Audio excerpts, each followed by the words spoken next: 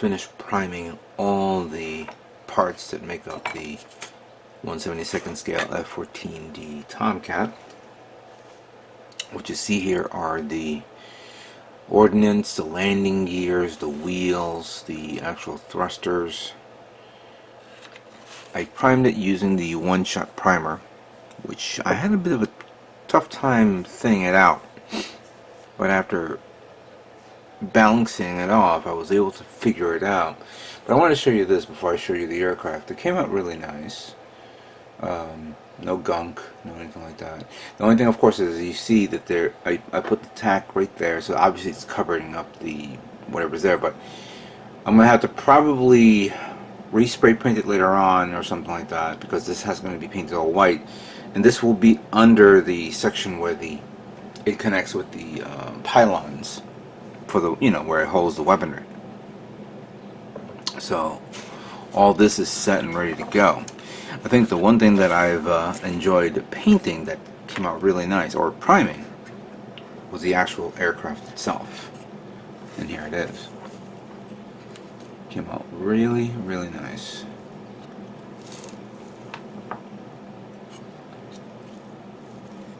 Both from the top, as you can see here,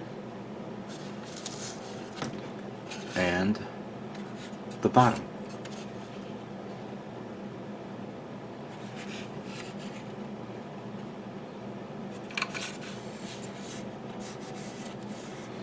This is all acrylic, of course. So, I see a little piece broke off. I'm not gonna cry over spilled milk right now. At this moment, I'm more focusing on this. Trying to make sure that I don't see no blemishes, no extra like paint bubble formed. Yeah, that came out really nice.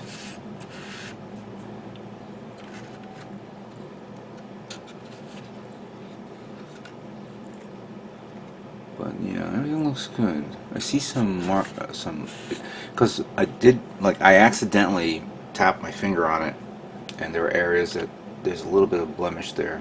But what I can do is I'm going to take a light sponge, sanding sponge, and just smoothly, wipe it off a bit if I have to, just to even it out, smooth it out. I see certain elements there, but I don't see anything else anywhere else there, so yeah, that's pretty good. Yeah, there's one here. Yeah, I can fix this. This is easy to work with.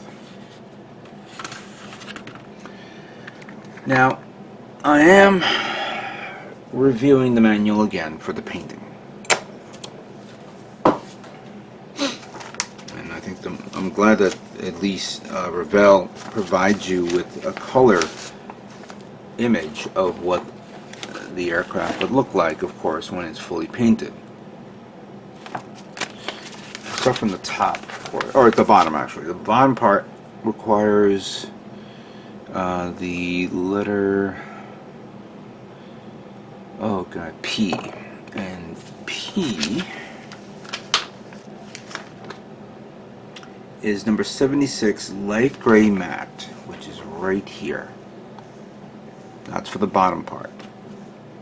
The top part, which is letter L, that is 57 gray matte. That's this one right here. This is the bluish tone one that I painted on the inside of this, and that's going to be from the top part of this. But there's another color tone that I didn't notice until now, until I was reviewing this, letter N, and that's for the bottom, as you can see right here, for this, if I flip this around, it's going to be for this entire section here from the side, including, I believe, the leading edge going there and there, and then as you can see, you're going right down there. that is number 43. This is referred to as medium gray. And so that goes all the way right there. So I have to plan this out how I'm going to work with this, because now I'm going to have to probably be masking parts. So I think what I'll do is I'll paint the bottom part first. Wait until that dries. Then flip it over, paint the top part. Wait until that dries. Then mask it off, and then paint the side parts using number 43. The last two colors here that I'm noticing, and that's over here, G and K, which is, I believe, referring to the thrusters. Now, let's pull out the letter, the section here. Now, G is actually number 91, which is iron metallic. This is metallic. And 83, which is rust matte. And according to this, you have to take 10% of this and 90% of that, mix them together, and that will form G. And the G part is actually on the leading edge of the thrusters, and I believe on the inside as well. So on the inside plus the leading edge. Then the next color, which is K, is, right, K is actually 91, so it's actually the same color. Okay, so I see. So we just mentioned this in my last video, where I'm thinking of trying to see if I can do a two-tone of the metallic.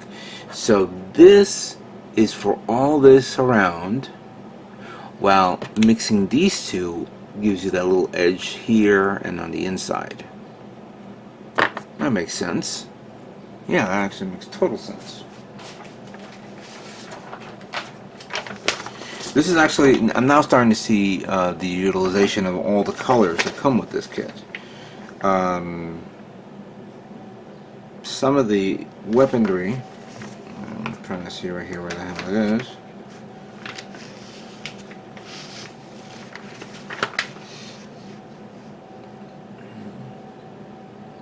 D and C. So D is white silk matte, C is light silk gray.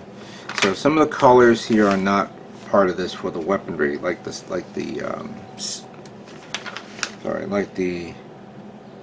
Phoenix missile and the Sidewinder. Yeah, Sidewinder will use the K color for the, okay, and M. What's M? Light olive matte. Okay. Okay. So, what do you guys think of that? That actually really looks nice. So, we'll do the little detailing of the weaponry later on, but we're going to work on these three first, of course. So let's begin with the bottom part of the aircraft. Before I begin painting, I need to do a little bit of repair work. And recently I did purchase new nozzles, because the nozzles here were damaged previously. So that would be a good idea to show it off. And I have 3 airbrushes. A fourth one, which is basically the a wave airbrush that I purchased years ago. Try to find parts for that, but very difficult. But with these guys, I'm more comfortable with.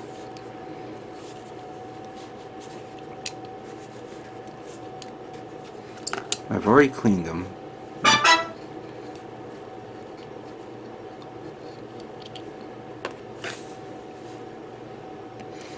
Yeah, because I've had some issues with this guy.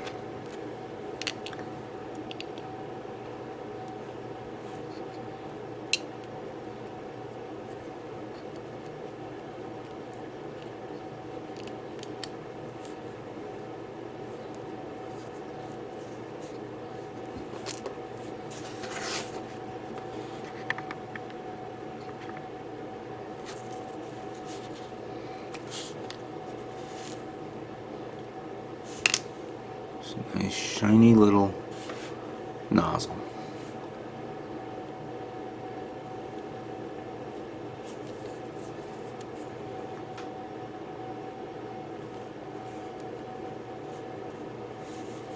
So make sure it's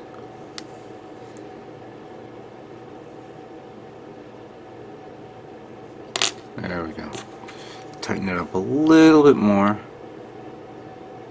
I think that's half. Good. Everything's clean there.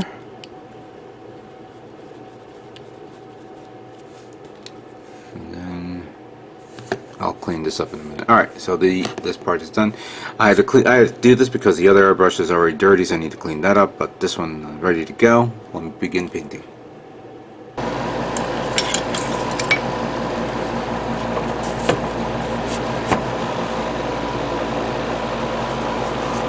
Okay, we're going to begin with number 76. Let's see how this works. I'm having trouble thinning this out, and even though it's water-based, I'm really having some difficult times getting it to react proper. I didn't put no lacquer or anything like that. And this is on the new airbrush that I just cleaned up and put a new nozzle in. If this thing starts to screw up again, I'm going to probably pull out the other guy and clean it. But I'm getting some weird nonsense here. Just want to get a nice smooth feel to this.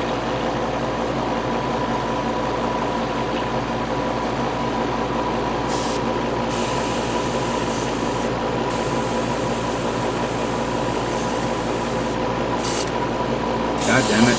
Spray and then stop doing that. Sometimes you have to like give it a nice little blast and just let it come out. Alright, let's try this.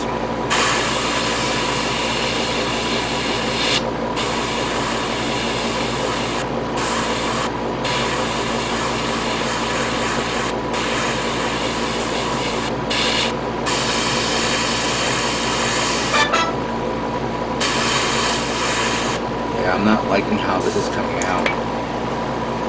Wow.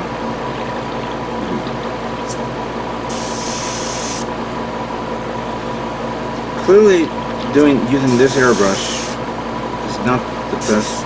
I mean,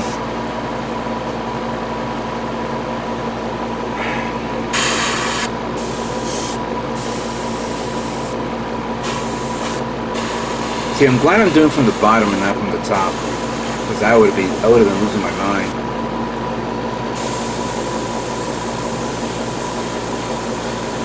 Alright. Give me a minute while I fix up the other airbrush. Okay, so I was able to transfer the paint from the other vial to this. I'll clean up that airbrush soon. And what I did was I gave it a little bit more paint. Because I did see that it was kind of partly light and maybe a little too wet. I'm going to try to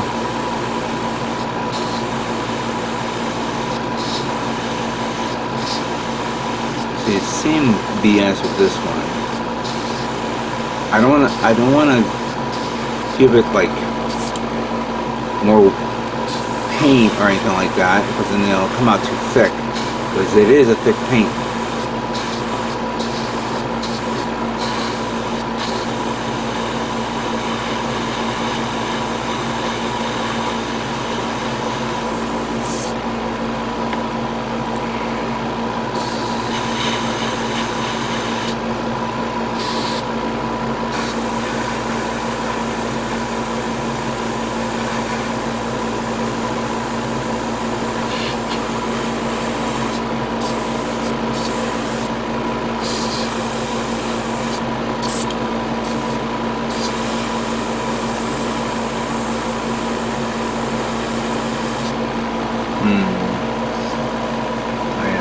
Digging this paint.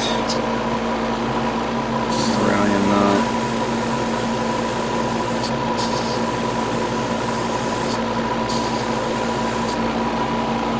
I'm gonna have to do the old blast to see how that works.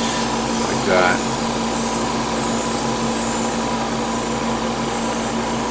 I was trying to do like a little bit of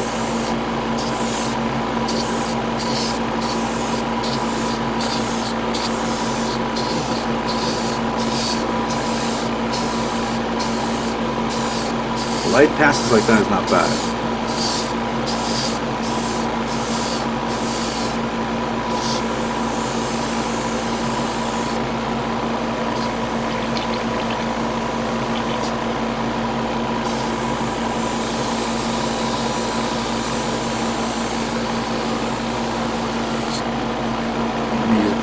So you guys can see the whole thing.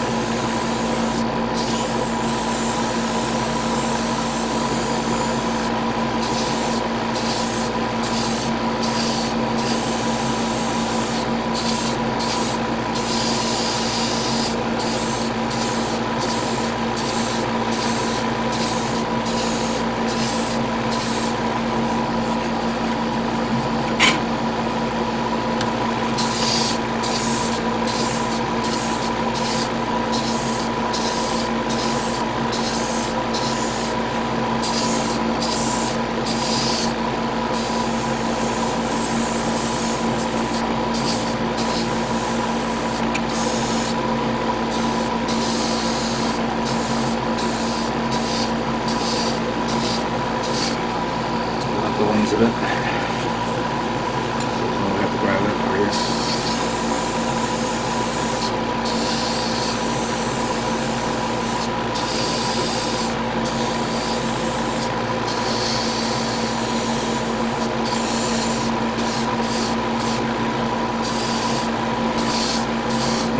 If there's one thing about acrylic paints is that when you leave it alone to dry, it does dry pretty well and even. But since I'm so used to AK and MIG ammo, I'm not familiar with the Revell. Revell is weird, very weird. I don't have any other product from Revell other than what came with this kit. One would argue that yeah, you may want to hand paint it, but I'm not into that.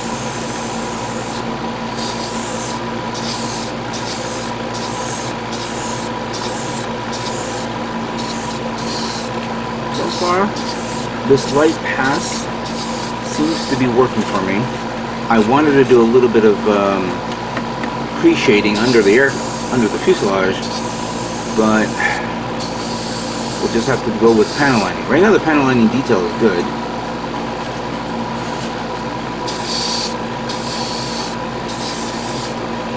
I was not expecting to be a dark color. I was expecting to be this type of light color, but that's still okay.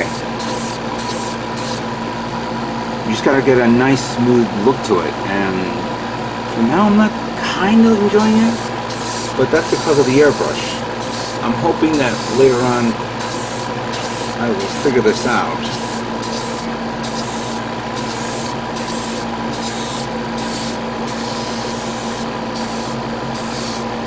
The inside of this is not done, but that's pretty good. This side is fine, but there's this little bump there that hopefully I can get rid of. If I have to like sand it down, I will. Get that wing evened out.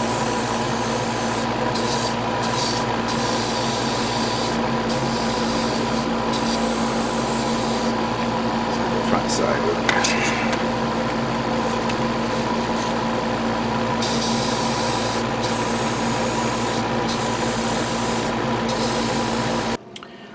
Alright, so I began to paint more parts, especially the wing area, which I forgot, the stabilizer wing, which I didn't realize that it was the same color under the undercarriage. And then of course I masked it off so that way I can cover it.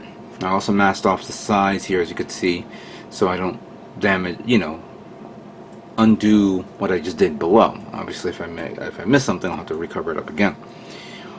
I also because I was painting all this, I had to retouch up with the primer again, so it's not, it's consistent. Let me just make sure everything looks okay, and I'm ready to go. Before I begin, I'll have to say that I'm gonna have to say that, okay, this paint is great, it's nice, but it definitely needs a lot of work. It definitely needs a lot of work for me to work with, because I've been having some problems trying to get the right consistency of the color inside this inside the what do you call it,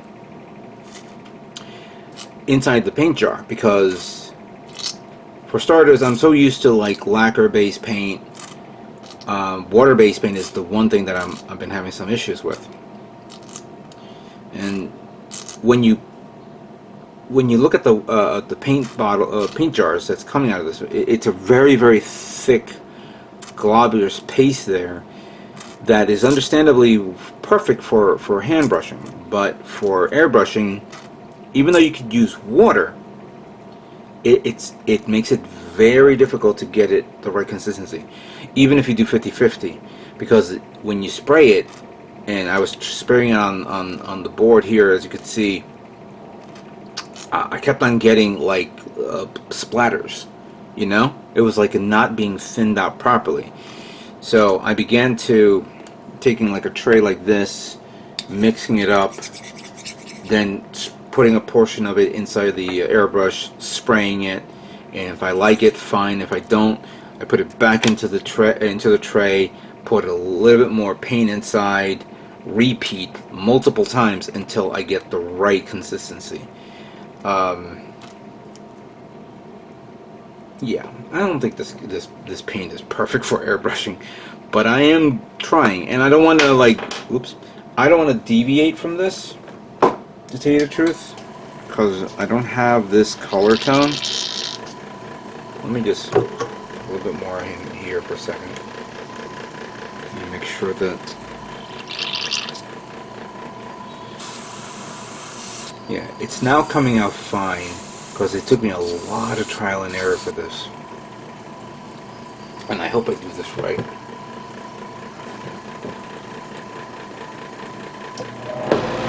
I'm going to zoom into this.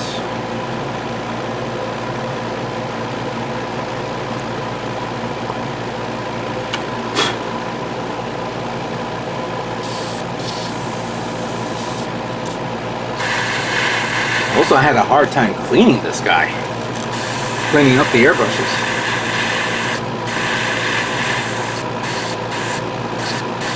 See, it goes on easily, but you gotta be very careful, and I just did lower the PSIs down a bit.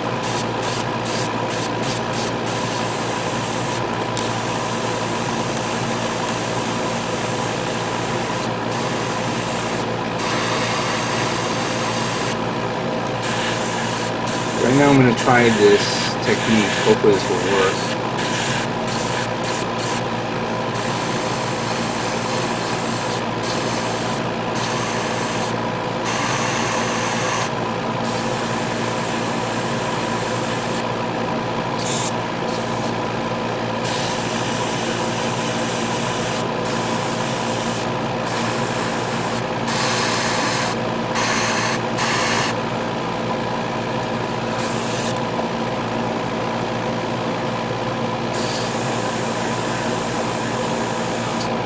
Come on.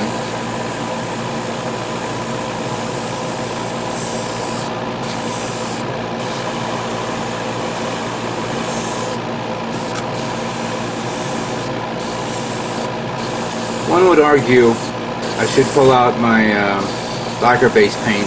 Problem is I don't think I have paint equivalent to this.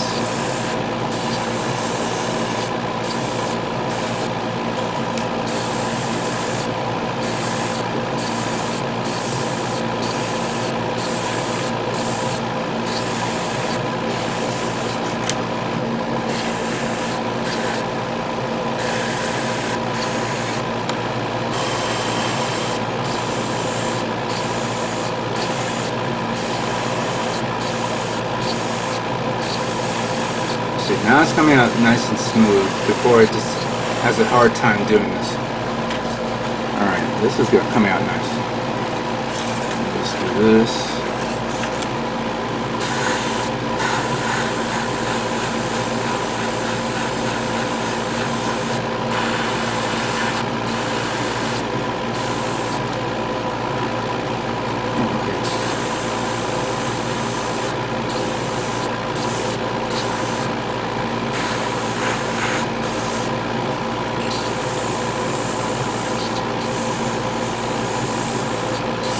Ooh! See, that's what I hate most about this, that it comes out too fast. I'm gonna have to wait until it dries a bit. Now it's coming out too fast. Hold on a second. Gotta do nice controls, semi-bursts.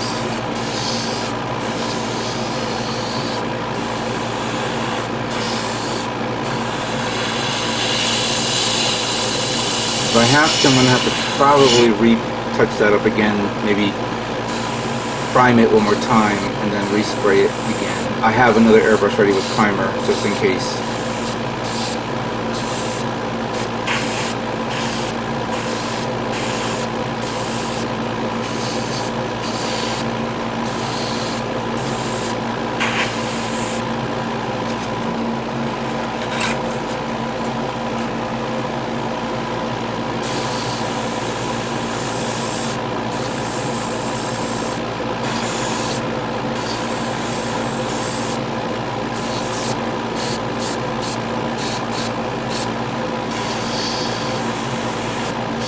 Also make sure I gotta keep it in this angle because I don't want to paint the underside.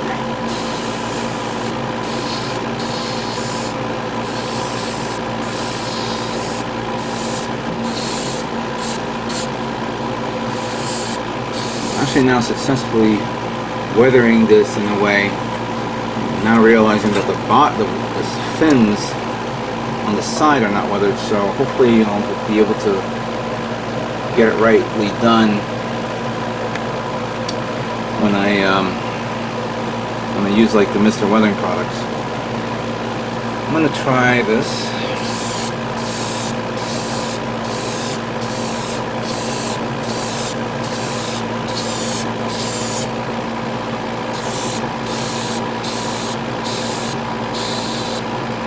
Alright, I don't like that because as you can see, a little blob just went there.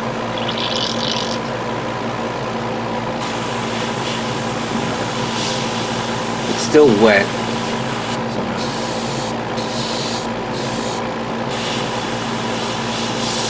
There we go.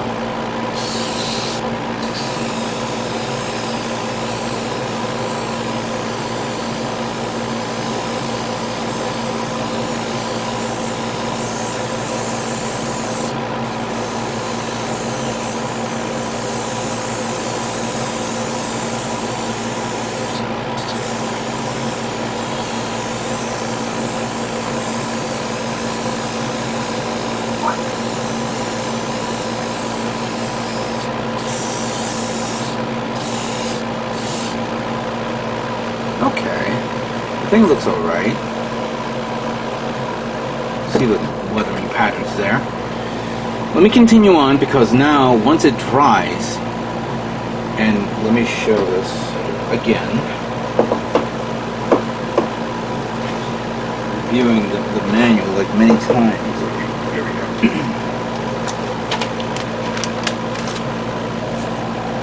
So that's the color that I'm painting right now, even though it doesn't look like it's blue. Once it settles and dries, I got to mask off all this section here, all that here, so I can paint the other darker gray tone here on the side, and you know, makes mask off everything else. So, yeah, this is going to be interesting. Taking my time a lot to do all this, but hopefully I do it right. There are other colors I need to paint, like the whites, darker gray tones, the metallic, and I think I'm not going to use the paint that comes with this because with all the work that I've just got myself into with this, it's driving me nuts, and I think I'm I'm going to be pulling out I'm going to pull an audible and use different paints for the other parts. So let me hopefully get this done, get the other one done. Oh, this thing is already empty. And then we'll look at all these parts and see how it looks like before we, you know, do more weathering and maybe putting on the decals as well. So give me some time to continue with this. I thank you guys for watching this. I appreciate it. We're almost done with the Tomcat.